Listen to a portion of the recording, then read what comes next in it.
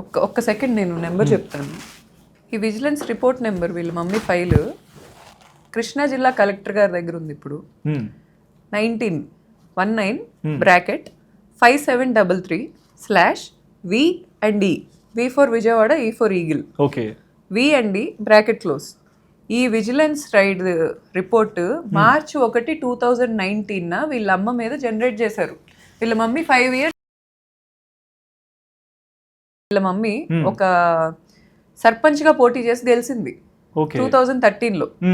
గెలిచాక వీళ్ళు చెయ్యని ఇవి లేవు, ఒక 25 కోట్లు వీళ్ళు పోగేసుకున్నారు ఊరి మీద. ఓకే.